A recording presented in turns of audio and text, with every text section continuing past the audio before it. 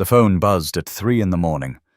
Derek Walsh stared at the screen, his daughter's face frozen in terror, duct tape across her mouth, tears streaming down her 8-year-old cheeks. The distorted voice on the video was clear. 72 hours to deliver Natalie Cross, the CEO who destroyed his life 2 years ago, or Paige would disappear forever. Derek's hands shook as he watched the timestamp counting down. He had been many things in his life: a bodyguard, a husband, a father trying his best, but never a kidnapper, never a criminal.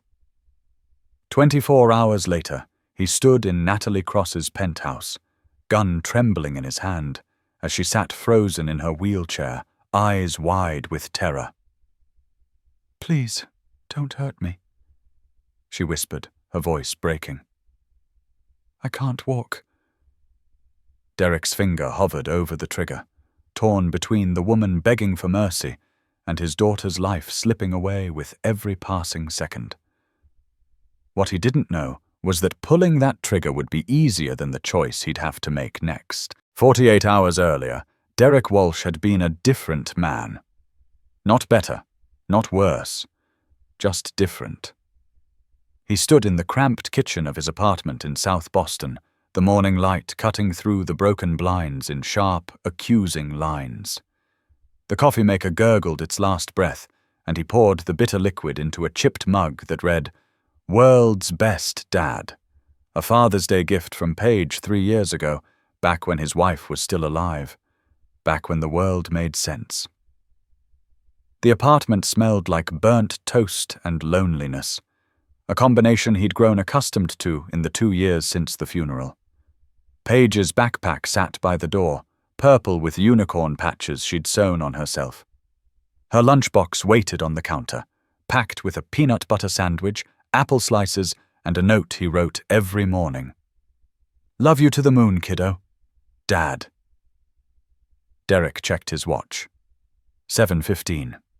Paige would be awake soon, her alarm clock blaring that pop song she loved, the one about being brave and strong. He smiled despite himself. 8 years old and already tougher than he'd ever been. She had her mother's eyes, green like sea glass, and her mother's stubborn chin.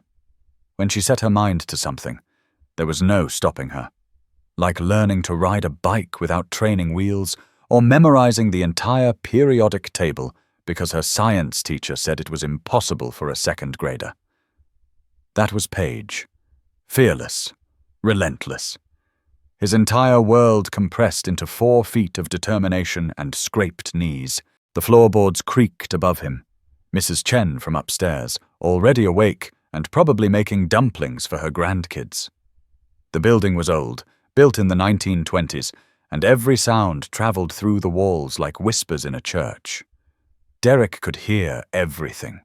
Arguments, laughter, the couple next door who fought every Thursday like clockwork, the college kid below who played guitar at 2 in the morning. This wasn't the life he'd planned. 5 years ago, he'd been head of security for Cross Industries, one of the biggest tech firms in Boston. Good salary, benefits, respect. He'd worn tailored suits and driven a car that didn't sound like it was dying every time he started the engine. But that was before Natalie Cross took over as CEO, before the restructuring. Before he got the letter on company letterhead, his name typed in cold, impersonal font. "Your position has been eliminated. Effective immediately."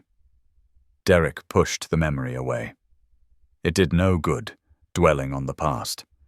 He'd found other work, night shifts at a warehouse, some freelance security gigs that paid under the table. It wasn't enough, never enough, but he made it work. For Paige, he made everything work.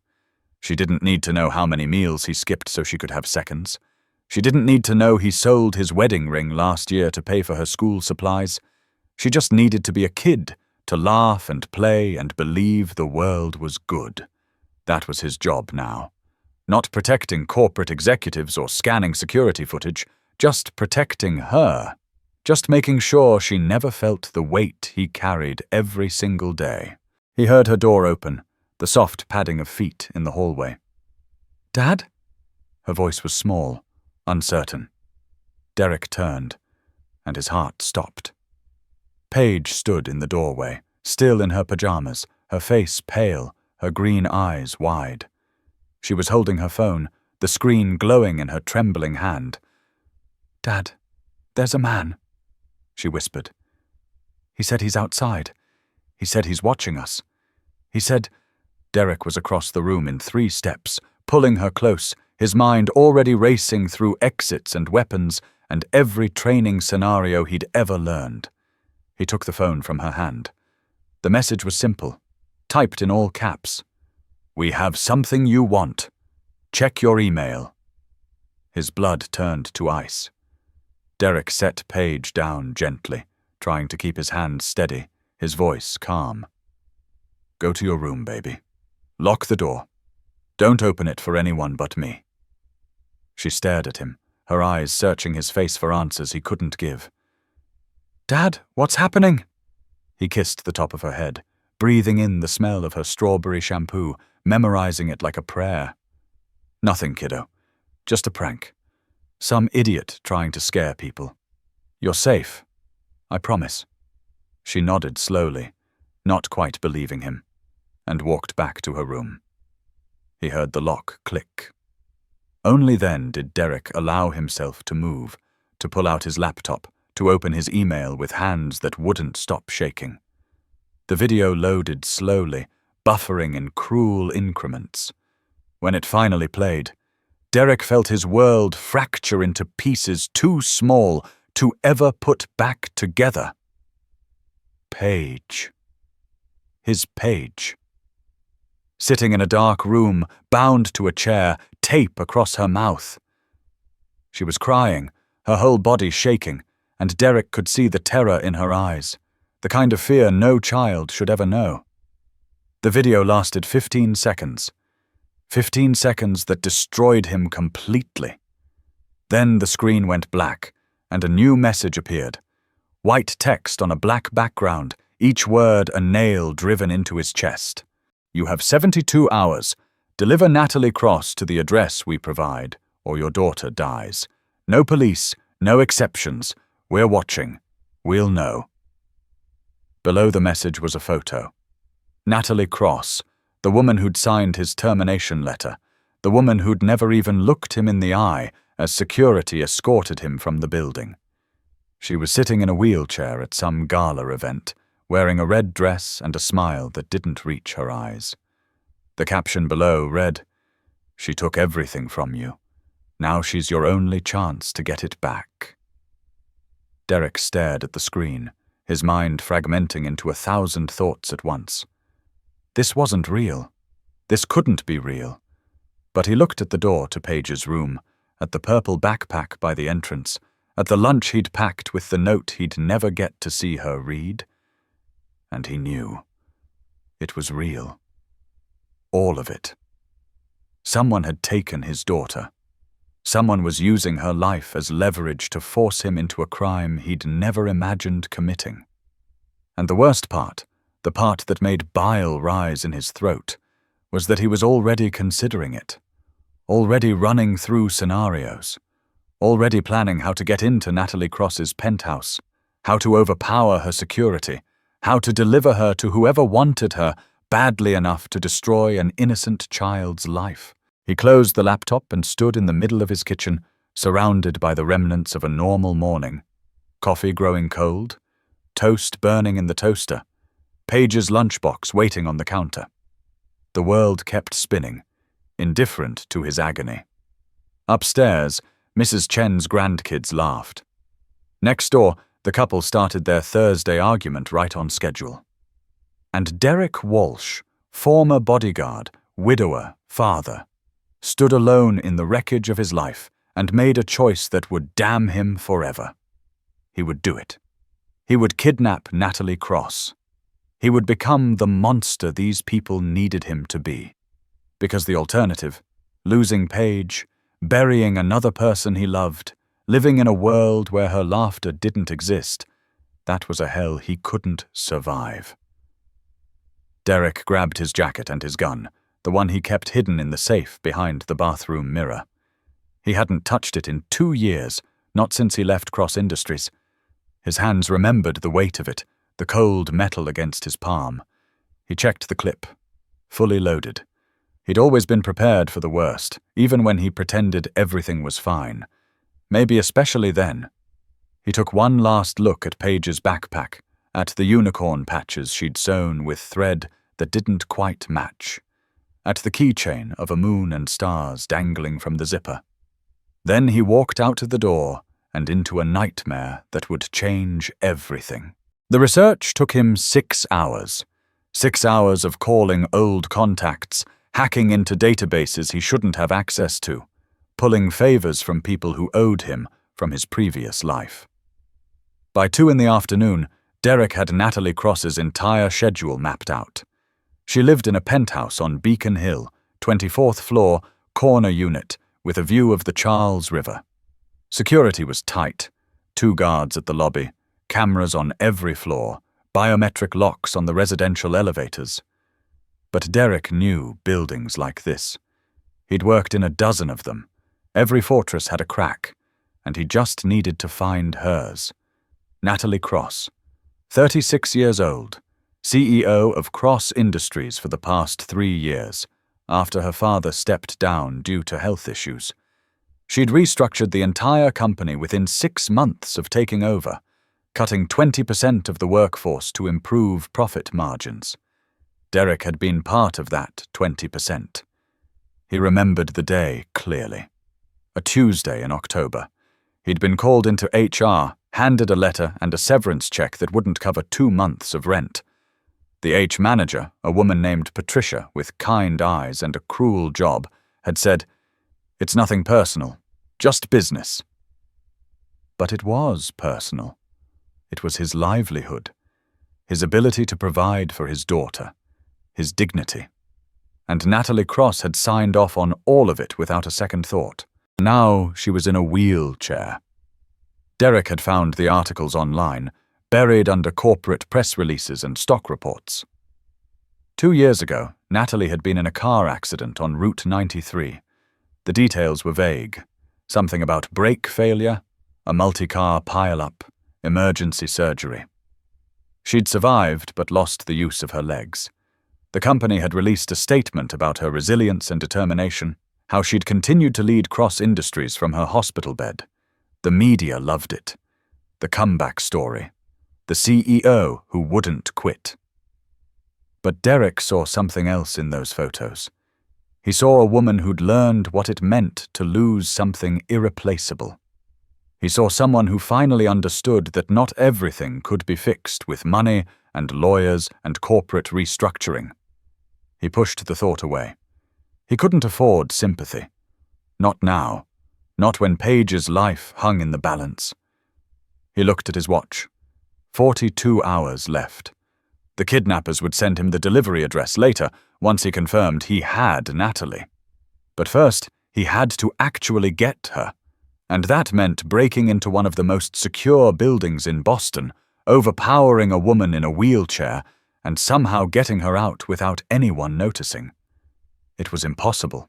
It was insane. It was the only option he had. Derek spent the rest of the afternoon gathering supplies. A van rented under a fake name. Zip ties. Duct tape. A burner phone. Everything he needed to commit a felony that would haunt him for the rest of his life. He drove past Natalie's building 3 times, memorizing the guard rotations, the camera angles, the blind spots. The service entrance was his best bet. Deliveries came through there between 5 and 7 in the evening. He could pose as a maintenance worker, get into the building, take the service elevator to the 24th floor. From there, it was just a matter of timing and luck. 2 things he'd never been good at. At 6:30, Derek stood in the lobby of Natalie Cross's building, wearing a maintenance uniform he'd stolen from a laundromat. He carried a toolbox and a clipboard, his face obscured by a baseball cap and a pair of thick-rimmed glasses. The guard at the desk barely looked at him. "Here for the HVAC issue on 24, Derek said, his voice flat, bored. The guard nodded and waved him through. That was the thing about security. People saw what they expected to see. A maintenance worker with a toolbox was invisible. No threat. No reason to check ID or ask questions. Derek stepped into the service elevator and pressed the button for the 24th floor. The doors closed, and he was alone with his reflection in the polished metal. He barely recognized the man staring back at him. 2 days ago, he'd been a father making lunch and writing notes about moons and stars. Now he was something else. Something he'd sworn he'd never become. The elevator dinged, and the doors opened onto a quiet hallway. Thick carpet, muted lighting, the kind of silence that only money could buy. Derek walked to the end of the hall, where Natalie Cross's penthouse sat behind a reinforced door with a biometric lock. He'd planned for this. He pulled out a small device, something he'd acquired from a hacker friend who asked no questions. It bypassed the lock in 40 seconds. The door clicked open, and Derek stepped inside, his heart pounding so hard he thought it might shatter his ribs. The penthouse was exactly what he'd expected. Floor-to-ceiling windows overlooking the city, modern furniture in shades of white and grey, abstract art on the walls that probably cost more than his entire year's salary. And in the center of it all, facing the window, was Natalie Cross. She sat in her wheelchair, her back to him, her shoulders tense. She knew someone was there. Derek could see it in the way she held herself, perfectly still, like prey sensing a predator. He raised the gun, his hand steady despite the chaos in his chest. "Don't move," he said. "Don't scream, don't do anything stupid." Natalie turned her wheelchair slowly, and for the first time in 2 years, Derek Walsh looked into the eyes of the woman who'd destroyed his life. She was smaller than he remembered, more fragile. Her dark hair was pulled back in a simple ponytail, and she wore jeans and a sweater, not the power suits he'd seen in photos. But her eyes, those were the same. Sharp, intelligent, calculating. She looked at the gun, then at his face, and something flickered in her expression. Recognition. Fear. "You," she whispered. "You're Derek Walsh. You used to work for my father." He hadn't expected her to remember him. He'd been nobody, just another name on a list of people to cut. But she remembered, and somehow that made it worse. "Get up," he said, knowing even as the words left his mouth how absurd they were. "I told you," Natalie said quietly, her voice shaking. "I can't walk." Derek stared at her, at the wheelchair, at the reality of what he was about to do. This wasn't some corporate villain. This was a woman who'd already lost as much as he had, maybe more. But Paige's face flashed in his mind, her tears, her terror, and he pushed the guilt down deep where it couldn't stop him. "Then I'll carry you," he said. He stepped forward, and Natalie's eyes widened. "Please," she said, and her voice cracked. "Please don't hurt me. I can't walk. I can't run. I can't—" "I know," Derek interrupted. "And I'm sorry. I really am. But you're coming with me." He reached for her, and she flinched, her hands gripping the armrests of her wheelchair. "Why?" she asked. "Why are you doing this?" Derek hesitated, the gun heavy in his hand, the weight of his choice crushing him from the inside out. He could tell her. He could explain about Paige, about the kidnappers, about the impossible choice he'd been forced to make. But what good would it do? She wouldn't help him. She couldn't help him. She was just collateral damage in someone else's game, the same way he'd been collateral damage in hers. "Because I don't have a choice," he said finally. Then he grabbed her arm and pulled her from the wheelchair, ignoring her cry of pain, ignoring the way her legs buckled beneath her, ignoring everything except the ticking clock in his mind that counted down the hours until his daughter disappeared forever. Natalie collapsed against him, and he caught her, looping her arm over his shoulder, half carrying, half dragging her toward the door. She was lighter than he expected, her body trembling against his. "Please," she said again, and he heard the desperation in her voice, the raw fear. It mirrored his own. "I'm sorry," he said, and he meant it. He was sorry for a lot of things. Sorry for what he was doing. Sorry for what he was about to become. Sorry that the world had turned them both into victims of someone else's cruelty. But sorry didn't change anything. Sorry didn't save Paige. So Derek Walsh, father and former bodyguard, carried Natalie Cross out of her penthouse and into the night, and with every step, he felt another piece of his soul shatter beyond repair. The van was parked 3 blocks away, hidden in an alley behind a Vietnamese restaurant. Derek had mapped out the route carefully, avoiding main streets and security cameras, sticking to the shadows where men like him belonged now. Natalie didn't fight. She couldn't. Her legs dragged uselessly beneath her as he carried her through the service exit, down the fire stairs, and out into the cold October air.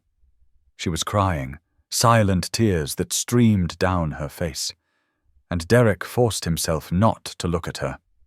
If he looked, if he let himself see her as a person instead of a means to an end, he'd lose his nerve. And he couldn't afford that, not with 36 hours left on the clock. He laid her in the back of the van, on the blankets he'd spread out earlier. She curled into herself immediately, her arms wrapped around her body, her breathing rapid and shallow. Derek closed the doors and climbed into the driver's seat, his hands shaking so badly he could barely grip the steering wheel.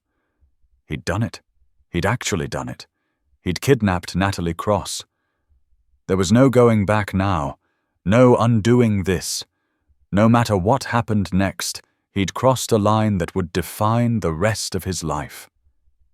He started the engine and pulled out of the alley, heading toward the address the kidnappers had sent him an hour ago. A warehouse in Southie, abandoned and isolated, the kind of place where bad things happened and nobody asked questions. The drive took 20 minutes, but it felt like hours. Derek kept checking the rearview mirror, expecting police lights, sirens, consequences he'd earned. But the streets were quiet. Just another Thursday night in Boston, people heading home from work, grabbing dinner, living their normal lives. He envied them. He envied everyone who didn't have to choose between becoming a monster and losing everything. In the back of the van, Natalie had stopped crying. He could hear her breathing, slow and deliberate, like she was trying to calm herself. "Where are you taking me?" she asked, her voice hoarse. Derek didn't answer. "Is this about the layoffs?" she continued. "Because I wasn't the one who decided." "It doesn't matter." Derek cut her off. "This isn't about revenge." "Then what is it about?" Derek's fingers tightened on the steering wheel. He shouldn't tell her. It would only complicate things. But the words came anyway, pulled from somewhere deep and broken inside him. "My daughter," he said. "They have my daughter." The silence that followed was heavy, suffocating. Then Natalie spoke again, quieter this time. "Who?" "I don't know," Derek admitted. "They sent me a video, gave me 72 hours to deliver you, or they'd kill her." He heard Natalie shift in the back, the rustle of the blankets. "How old is she?" 8. Another silence. Then, "I'm sorry." Derek laughed, a bitter sound that tasted like ash. "Yeah, me too." They reached the warehouse just after 7. It was exactly as Derek had expected, a hulking concrete structure with broken windows and graffiti-covered walls, surrounded by a chain-link fence that had more holes than metal. He drove around to the back entrance, where a loading dock sat empty and dark. This was it, the drop-off point. Once he handed Natalie over, the kidnappers would release Paige. At least that's what they'd promised. But Derek had been in security long enough to know that promises meant nothing. People lied. People hurt each other. People took what they wanted and left wreckage behind. He'd done it himself, just now when he'd dragged Natalie from her home. What made him think the kidnappers would be any different? He killed the engine and sat in the darkness, listening to the sound of his own breathing, trying to decide if he was brave enough to do what came next. Behind him, Natalie spoke. "You can't trust them," she said, as if reading his mind. "People who kidnap children don't keep their word. They'll take me and kill your daughter anyway." Derek's jaw clenched. "What choice do I have?" "Let me help you," Natalie said. Derek turned to look at her. This woman he'd hated for 2 years. This woman who'd represented everything that had gone wrong in his life. She was sitting up now, leaning against the side of the van, her eyes locked on his. "Why would you help me?" he asked. "I just kidnapped you." "Because I know what it's like to lose everything," Natalie said. "And because whoever wants me badly enough to use your daughter as leverage, they're not going to stop. Not with just me. They want something more." Derek stared at her, trying to see the angle, the manipulation. But all he saw was exhaustion and fear and something that looked uncomfortably like honesty. 2 years ago," Natalie continued, "I had a car accident. But it wasn't an accident.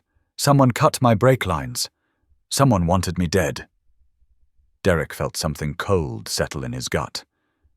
"Who?" "I don't know. I've been trying to find out ever since. But I have evidence. Documents, recordings, proof of illegal activity within my own company. I've been building a case, trying to figure out who's behind it. And now they've found a way to get to me." She paused, her gaze steady. "This isn't about you, Derek. You're just a pawn, like your daughter, like me." Derek wanted to argue, to tell her she was wrong, that this was simple, that he just needed to hand her over and get Paige back. But deep down, he knew she was right. Nothing about this felt right. The kidnappers had been too prepared, too organized. They'd known exactly how to target him, exactly what leverage to use. This was bigger than a simple ransom. "So what do you want me to do?" he asked. Natalie took a breath. "I want you to trust me. Just for a little while. Help me figure out who's behind this, and I'll help you get your daughter back. Together, we might actually have a chance." Derek looked at the warehouse, at the dark windows and the shadows that promised nothing but lies. He thought about Paige, about the terror in her eyes, about the note he'd written this morning that now sat on his kitchen counter, unread. He thought about the man he used to be, before loss and desperation had turned him into someone he didn't recognize. And he made another choice, one that felt just as impossible as the first. "Okay," he said. "Okay." He climbed into the back of the van and untied Natalie's restraints, the zip ties falling away like chains he was freeing from both of them. She rubbed her wrists and looked at him with something that might have been gratitude, or might have been calculation. Derek wasn't sure which scared him more. "So where do we start?" he asked. Natalie smiled, a grim expression that held no warmth. "We start by finding out who wants me dead, and then we make them regret ever touching your little girl." Derek drove them to a motel on the outskirts of the city, the kind of place where people paid cash and didn't ask questions. The neon sign flickered "Vacancy" in broken red letters, and the parking lot was empty except for a rusted pickup truck and a sedan with expired plates.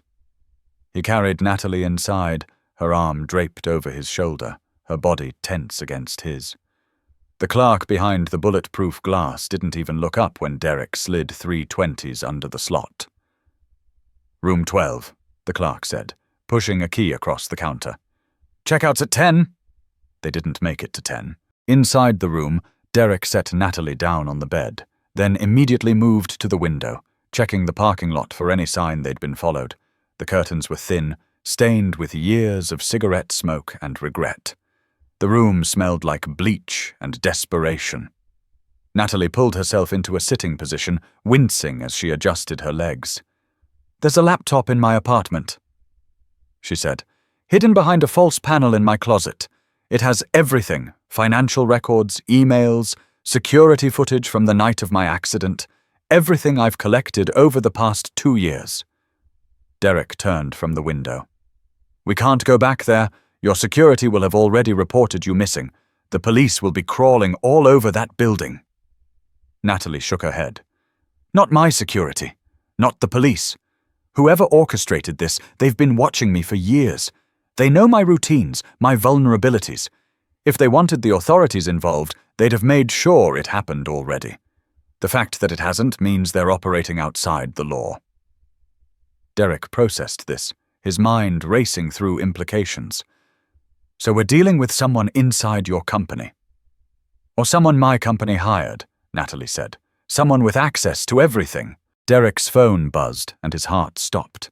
He pulled it from his pocket with trembling fingers. A new message, no caller ID, just a photo. Paige, still bound to the chair, but the timestamp had changed. 24 hours ago. She was still alive, still terrified, still waiting for a father who'd failed her. Below the photo, a single line of text. "Time's running out. Where's our package?" Derek showed Natalie the screen. Her face went pale. "They're tracking you?" she said. "How?" "The phone. They must have installed something when they sent you the first video." Derek wanted to throw the phone against the wall, to smash it into pieces, but it was his only connection to his daughter, his only way of knowing she was still breathing. "So what do I tell them?" he asked. Natalie thought for a moment. "Tell them you have me. Tell them you need more time to get to the drop location. Tell them whatever keeps them from hurting your daughter for the next few hours." Derek typed out a response, his fingers stiff. "Have the package. Need 12 more hours for delivery. Traffic complications." The reply came within seconds. "You have 6. Not a minute more. 6 hours." Derek felt the walls of the motel room closing in, the cheap wallpaper and stained carpet becoming a prison. 6 hours to figure out who'd taken his daughter, who wanted Natalie dead, and how to save them both. It was impossible. It was all he had. Natalie was already moving, pulling herself across the bed to the nightstand where Derek had set his laptop. "I need to access my company's servers," she said. "Do you still have your old security credentials?" Derek stared at her. "They were deactivated 2 years ago." "The system ones, yes. But the override codes, the ones your father gave you when you first started, those are hardwired into the mainframe. Your father never trusted full digital control. He always kept a back door." Derek's father. It had been 5 years since the old man died, 3 years before Derek lost his job. His father had built Cross Industries from nothing, had hired Derek straight out of the military, had promised him a future. Then he'd gotten sick, and Natalie had taken over, and everything had changed. "How do you know about the override codes?" Derek asked. Natalie met his eyes. "Because I've been trying to access that back door for 2 years and I can't. The system recognizes my credentials, but it won't let me in. It's looking for someone with older clearance. Someone like you." Derek pulled out his laptop and sat next to Natalie on the bed. The mattress sagged under their weight, springs creaking. His fingers moved across the keyboard, muscle memory kicking in. He typed in commands he hadn't used in years, codes his father had made him memorize, strings of numbers and letters that unlocked doors most people didn't know existed. The screen flickered, then filled with data. File directories, security logs, personnel records, everything. "I'm in," he said, and he heard the disbelief in his own voice. Natalie leaned closer, her shoulder brushing his. Search for any files related to the restructuring 2 years ago. Specifically look for anything marked confidential or executive review. Derek navigated through the system, pulling up folders that required 3 levels of clearance. What he found made his stomach turn. There, buried in encrypted files, was a list of names. Employees who'd been targeted for termination. But it wasn't about cutting costs. It was about silencing people. Next to each name was a notation: severance accepted, lawsuit settled, relocated. Next to Derek's name, someone had written, high risk, monitor. What does that mean? Derek asked. Natalie's face had gone white. It means you weren't fired because of budget cuts. You were fired because you knew something, or they thought you did. Derek scrolled through more files, his heart pounding. There were financial records showing millions of dollars being funneled through shell companies, contracts with overseas manufacturers that violated federal trade laws, safety reports that had been falsified. And at the center of it all, authorizing every transaction, signing every document, was a name Derek recognized. Vincent Hayes, Natalie's former business partner, the man who'd served as CFO under her father and stayed on when she took over. Hayes, Natalie breathed. It's been Hayes all along. Derek pulled up more files. There were emails between Hayes and an unknown recipient discussing eliminating obstacles and ensuring compliance. One email, dated 3 days before Natalie's car accident, simply read, "The brakes have been handled. Problem solved by Friday." "He tried to kill you," Derek said. "He's been embezzling from the company, and you were getting too close." Natalie nodded slowly. "I started asking questions about 6 months before the accident. Discrepancies in the quarterly reports. Money that didn't add up. Hayes kept deflecting, saying it was accounting errors, but I knew. I knew something was wrong."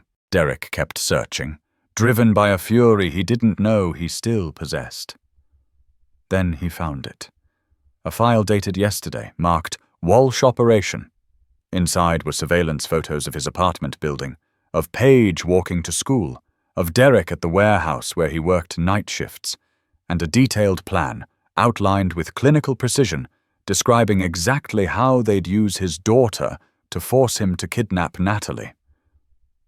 "They've been planning this for weeks," Derek said, his voice hollow. "They knew about Paige. They knew about us." Natalie grabbed his arm, her grip surprisingly strong. "There's more. Look at the final instruction." Derek scrolled to the bottom of the document. The last line made his blood run cold. "Once Walsh delivers Cross, eliminate all parties involved. No witnesses, no loose ends." They were never going to release Paige. Even if Derek had delivered Natalie to the warehouse, even if he'd done everything they asked, they would have killed his daughter anyway. And him. And Natalie. Everyone who knew the truth.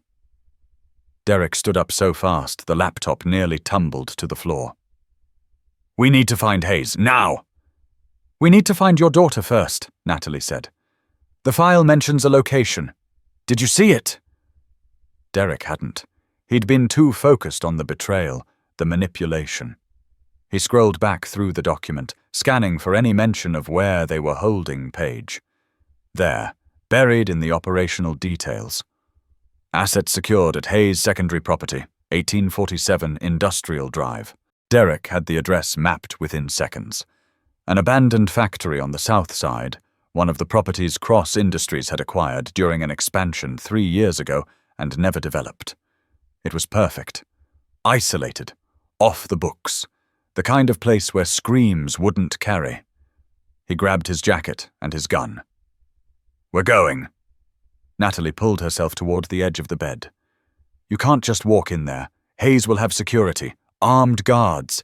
This has to be strategic." "I don't care," Derek said. "My daughter is in that building. I'm getting her out."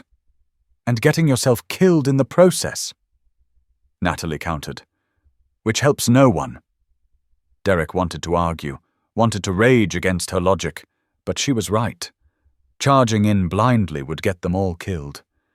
He forced himself to breathe, to think like the professional he used to be, instead of the desperate father he'd become.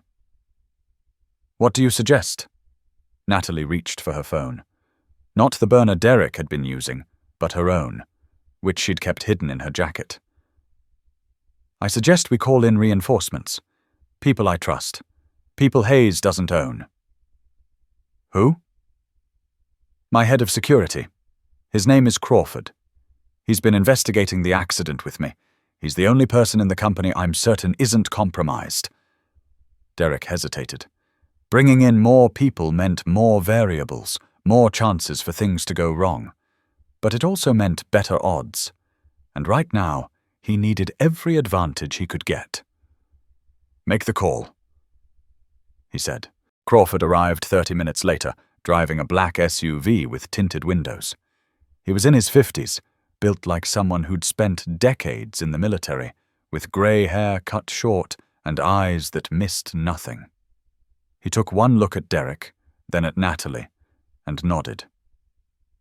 "So it's Hayes," he said, not a question. "It's Hayes," Natalie confirmed. Crawford pulled out a tablet and brought up building schematics for the factory on Industrial Drive. "I've been watching this property for the past month.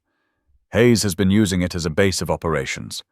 I count at least 6 guards on rotation, maybe more inside. They're well armed. Professional." Derek studied the schematics. 2 entrances, both monitored. Windows on the 2nd floor, but they'd be locked and likely wired to alarms. The only advantage they had was surprise. Hayes didn't know they'd figured it out. He still thought Derek was planning to deliver Natalie to the warehouse. "We have 4 hours," Derek said. "Less if they decide to move up the timeline." Crawford looked at him with something that might have been respect. "Then we don't have time to waste. Here's what we're going to do." The plan was simple, which meant it was probably suicidal. Crawford would create a distraction at the front entrance, drawing the guards' attention. Derek would go in through the loading dock in the back, using his old security credentials to bypass the electronic locks.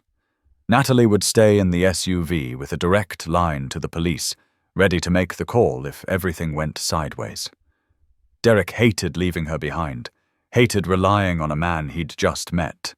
But most of all, he hated that his daughter was in that building, scared and alone, while he stood outside making plans. "One more thing," Natalie said as Derek prepared to leave. She handed him a flash drive. "This has copies of everything we found. If something happens to me, if Hayes tries to bury this, you give that to the FBI. Promise me." Derek took the drive and slipped it into his pocket. "Nothing's going to happen to you. Promise me anyway." "I promise." Derek climbed into the back of the SUV, checking his gun one last time. Crawford drove them to the factory, parking 2 blocks away in the shadow of an overpass. The building loomed in the distance, a dark silhouette against the night sky. Derek could see lights on the 1st floor, shadows moving behind grimy windows. His daughter was in there. He could feel it in his bones, in the part of him that had known her from the moment she was born, that had held her through nightmares and fevers and all the small traumas of childhood. She was close, and he was going to bring her home or die trying. Crawford checked his watch. "I'll give you a 3-minute head start. Then I light the fuse." Derek nodded and slipped out of the SUV, staying low as he made his way toward the loading dock. The night was cold, the kind of October cold that cut through jackets and settled in bones. His breath misted in the air. He could hear traffic in the distance, the city continuing its rhythm, indifferent to the violence about to unfold. The loading dock was exactly as Crawford had described. A single door, electronic lock, camera pointed at the entrance. Derek pulled out the small device he'd used at Natalie's apartment, the one that bypassed security systems. 40 seconds. That's all he needed. But as he approached, He saw something that made him freeze. The door was already open. Just a crack, enough to let cold air seep through, enough to tell him someone had been here recently. Either the guards were careless, or this was a trap. Derek had about 5 seconds to decide which. Then he heard the explosion. Crawford's distraction was supposed to be subtle, a small fire in a dumpster, enough smoke to draw attention, but nothing that would endanger anyone. What Derek heard was significantly less subtle. The entire front of the building seemed to erupt in light and sound, alarms blaring, men shouting, the chaos of a plan gone immediately wrong. Derek didn't hesitate. He pushed through the loading dock door and ran inside, his gun drawn, his heart pounding so hard he thought it might burst. The interior of the factory was a maze of corridors and abandoned machinery, shadows pooling in corners, rust and decay everywhere. He could hear footsteps above him, heavy boots on metal stairs, guards responding to the explosion. That gave him maybe 2 minutes before they realized the real threat was inside. He moved through the building like muscle memory, like all those years of training hadn't abandoned him when his life fell apart. Check corners, clear rooms, keep moving, stay alive. He found the stairs to the 2nd floor and took them 3 at a time, his breath coming in short gasps, adrenaline drowning out everything except forward momentum. At the top of the stairs, Derek heard something that stopped him cold. A voice, small, terrified, calling for her father. "Dad! Dad, please! Someone help me!" Paige. Derek ran toward the sound, no longer caring about stealth or tactics or survival. He burst through a door at the end of the hallway and found her. His daughter, his entire world. Tied to a chair in the middle of an empty room, tape across her mouth, tears streaming down her face. But alive. Still alive. "Paige," he breathed, crossing the room in 3 steps. He pulled the tape from her mouth as gently as he could, his hands shaking so badly he could barely work the knots binding her wrists. "Dad," she sobbed. "Dad. I was so scared. I thought... "Shh, baby, I've got you. You're safe now." The ropes came free, and Paige threw herself into his arms, clinging to him like he was the only solid thing in a world that had tried to swallow her whole. Derek held her and felt something inside him break open, all the fear and rage and desperation of the past 3 days pouring out in a single, shuddering breath. They'd made it. Against impossible odds, against every rational probability, they'd actually made it. Then he heard the click of a gun being cocked behind him, and he realized they hadn't made it at all. "Touching," Vincent Hayes said from the doorway. "Really? Almost makes me feel guilty." Derek turned slowly, keeping Paige behind him, his body a shield between his daughter and the man who'd orchestrated all of this. Hayes was in his 60s, wearing an expensive suit that looked absurd in the ruins of the factory. He held a pistol with the casual confidence of someone who'd used one before. Behind him stood 2 guards, both armed, both blocking the only exit. "You were supposed to deliver Natalie," Hayes continued, stepping into the room. "That was the deal. Simple exchange. You clearly have issues with following instructions." "Change of plans," Derek said. "We know everything. The embezzlement, the accident, all of it." Hayes laughed, a sound like broken glass.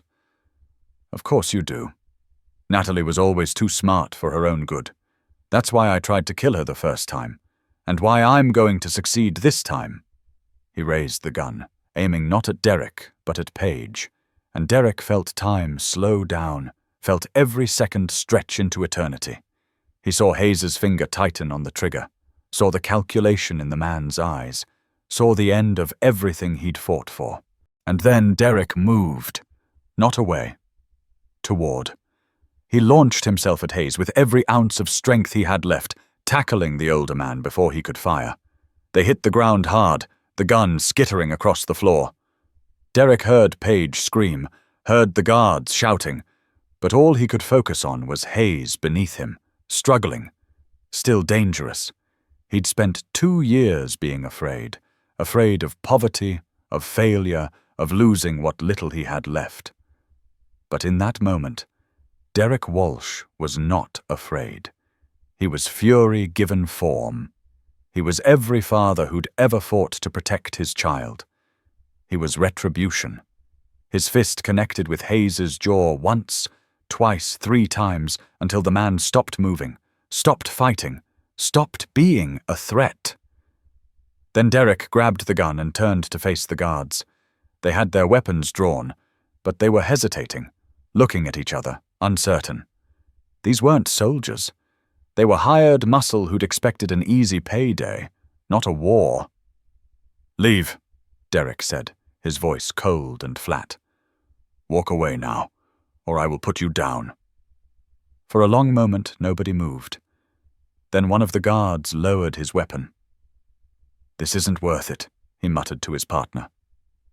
They backed toward the door, hands raised, and disappeared into the corridor. Derek heard their footsteps retreating, heard sirens in the distance. Crawford must have called the police after all. It was over, actually over. Derek dropped the gun and turned to Paige, who was still standing against the wall, shaking. "Come here, kiddo," he said, and she ran to him. And this time when he held her, there were no guns, no threats, no ticking clocks. Just a father and daughter who'd survived something that should have destroyed them. The police arrived 7 minutes later.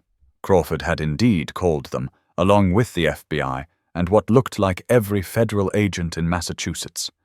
They found Hayes unconscious on the floor, found evidence of kidnapping and embezzlement and attempted murder. They found Natalie's laptop with all the documentation needed to take down an entire criminal operation. And they found Derek Walsh, sitting on the floor of an abandoned factory, his arms wrapped around his daughter, refusing to let go. The FBI agent in charge, a woman named Foster with kind eyes and a no-nonsense demeanor, sat down next to him. "You're Derek Walsh?" she asked. He nodded. "You kidnapped Natalie Cross?" Another nod. Foster looked at Paige, then back at Derek. "Miss Cross is outside. She's refusing to press charges, says you saved her life, says you're a hero." Derek laughed, a broken sound. "I'm not a hero. I'm just a father who ran out of options." "Sometimes," Foster said quietly. "That's the same thing?" They took statements, processed the scene. Arrested Hayes and the guards who'd stuck around. By the time the sun rose over Boston, painting the sky in shades of pink and gold, the nightmare was finally truly over. Derek carried Paige to the ambulance, where paramedics checked her for injuries. She had bruises on her wrists from the ropes, and she was dehydrated and exhausted, but otherwise unharmed. Physically, at least. The psychological scars would take longer to heal. Derek knew that. He'd carry his own scars for the rest of his life. Natalie was waiting by the ambulance, still in her wheelchair, a blanket wrapped around her shoulders. She looked at Derek, and something passed between them. Understanding, maybe, or shared trauma, or just the acknowledgement that they'd both survived something that should have killed them. "Thank you," Derek said, "for trusting me." Natalie smiled, and this time it reached her eyes. "Thank you for not giving up. On your daughter. On me. On yourself." Derek nodded, not trusting himself to speak. Then Paige tugged on his sleeve. "Dad, can we go home now?" Home. His apartment with the broken blinds and the burnt toast smell. His kitchen with the coffee maker that gurgled its last breath every morning. His life, small and imperfect, and absolutely everything he needed. "Yeah, kiddo," he said, lifting her into his arms even though she was too big for that now, even though his back protested, and his muscles screamed. "We can go home." 3 months later, Derek stood in a different apartment. Larger, cleaner, with windows that actually opened and a coffee maker that didn't sound like it was dying. Natalie had offered him his old job back. Not just his old job, but a promotion. Head of corporate security, with a salary that meant Paige could have everything she needed, and most of what she wanted. He'd almost said no. The guilt had been overwhelming at first, the knowledge of what he'd done, what he'd been willing to do. But Paige had looked at him with those green eyes, so much like her mother's, and said, "Dad, sometimes bad things happen and we just have to keep going." So he kept going. He took the job. He moved into the new apartment. He made sure Paige got the therapy she needed, even though she insisted she was fine. He showed up every day and did his best to be the father she deserved, not the monster he'd become for 72 hours. The scars were still there. He woke up sometimes in the middle of the night, heart pounding, convinced he could hear Paige crying. He saw Hayes's face in crowds, even though the man was in federal prison awaiting trial. He carried the weight of those 3 days like a stone in his chest, a reminder that there was a darkness in him he'd never fully escape. But there were good days, too. Days when Paige laughed at his terrible jokes. Days when she brought home good grades and drawings of their new apartment with a big sun in the corner. Days when Derek realized he'd gone an entire hour without thinking about guns or warehouses or the sound of his daughter screaming. Those days were enough. They had to be. Because the alternative, dwelling on what they'd lost, what they'd been forced to do, what they'd become in those desperate hours, that was a trap Derek refused to fall into. They'd survived. They'd found redemption in the wreckage. And that was more than most people got. On a Saturday afternoon in January, Derek took Paige to the park, the same park where they used to go before everything happened, when life was simpler and the worst thing he had to worry about was whether he'd packed enough snacks. Paige ran ahead, her purple jacket bright against the grey winter sky, her laughter carrying on the cold air. She was playing on the swings, pumping her legs to go higher, fearless in the way only children could be. Derek sat on a bench and watched her, his hands wrapped around a coffee cup, his heart full of something that felt almost like peace. His phone buzzed. A text from Natalie. "Physical therapy update. I took 3 steps today. Doctors say I might walk again by summer." Derek smiled and typed back, "That's incredible. Keep fighting." "Always." Natalie responded, "We're survivors, remember?" Derek looked at his daughter, at the joy on her face, at the future stretching out before them. "Yeah," he whispered to himself, "we're survivors." And for the first time in 2 years, Derek Walsh believed it.